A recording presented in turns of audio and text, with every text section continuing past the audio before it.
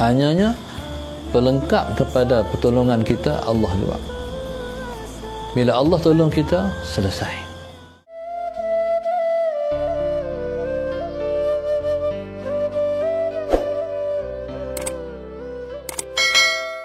Jadi bila mana kita duduk dalam kesusahan, kita duduk dalam kepayahan, ingat, tidak ada yang kita panggil, tidak ada yang kita seru, sama ada memanggil dengan lidah kita ataupun memanggil dengan hati kita, ialah Allah Subhanahu wa ta'ala. Hanya Dia yang kita seru, hanya Dia yang kita panggil. Ingat,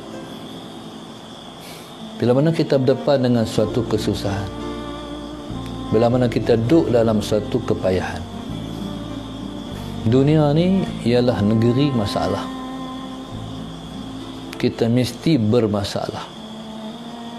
Ini lumrah hidup di dunia. Tidak ada orang yang tidak ada masalah. Semua orang ada masalah.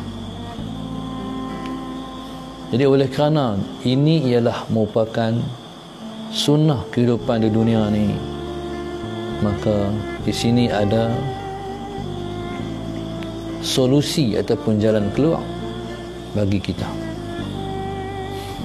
Bila ada masalah, maka sembahyanglah hajat, mintalah pertolongan Allah. Dia tak mesti masalah tu besar. Tak mesti masalah besar baru kita sembahyang hajat. Yang paling banyak masalah kecil. Dalam hidup kita ni masalah besar dia tak main selalu. Tapi yang selalu datang dalam hidup kita ialah masalah-masalah kecil. Maka sebab itu sembahyanglah hajat pada setiap masa, detik dan ketika. Sebelum subuh dia ada solatul tahajud. Sembahyang sunat hajat dan tahajud, 2 rakaat kerana Allah Ta'ala. Lepas subuh lepas masuk waktu subuh ada sembahyang sunat sebelum subuh. Niat pada ketika itu saja aku sembahyang sunat hajat serta sunat subuh, kok saja aku sembahyang sunat hajat serta sunat subuh kerana Allah Ta'ala. Mai pula waktu duha, sembahyang pula duha, niat saja aku sembahyang hajat serta sunat duha kerana Allah Ta'ala. Begitulah sepanjang masa sembahyang sunat, minta Allah tolong selesai masalah-masalah kita.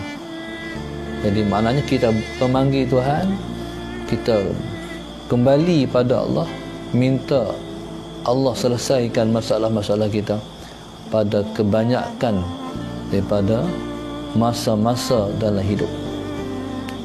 Baik, jadi subhanallah, Allahumma salli ala sayyidina Muhammad, maka tidak ada yang dipanggil paling banyak melainkan Allah. Dalam hidup kita ni, biar yang dipanggil paling banyak ialah Allah. Jangan duk panggil paling banyak makhluk dia. Makhluk ni tak boleh tolong kita. Banyak situasi bila mana kita panggil orang selesai masalah kita, tak boleh pergi orang mana pun dia menyelesaikan masalah kita.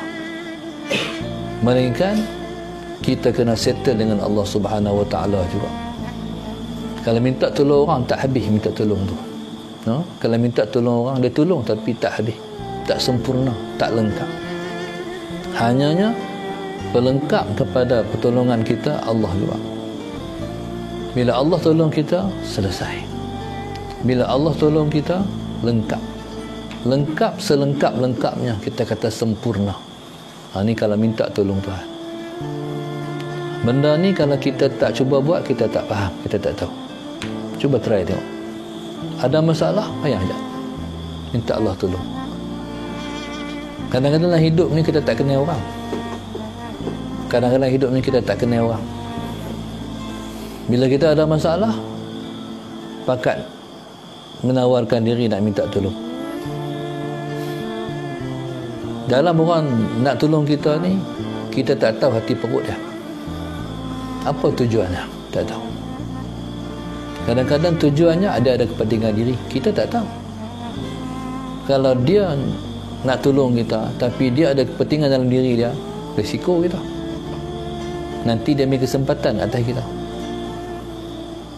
Jadi kalau macam tu kita tak kenal orang, yang kenal makhluknya, yang kenal orang ialah Allah Subhanahu wa ta'ala. Dia kenal makhluk dah.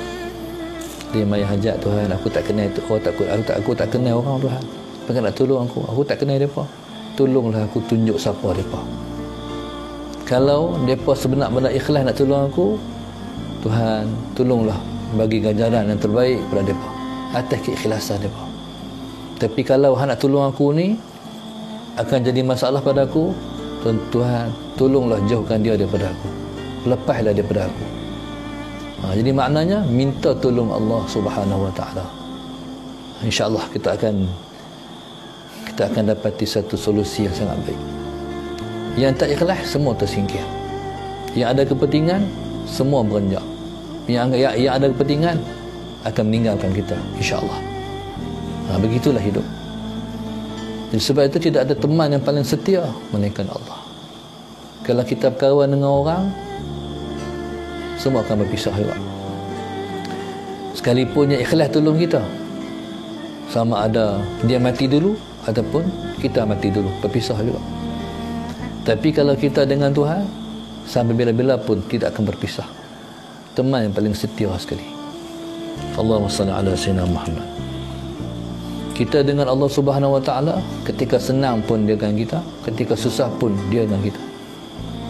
Orang, Allahumma salli ala sayyidina Muhammad, dia mungkin boleh senang dengan kita, ketika susah mungkin dia tak boleh bersama dengan kita. Mungkin. Allahumma salli ala sayyidina Muhammad.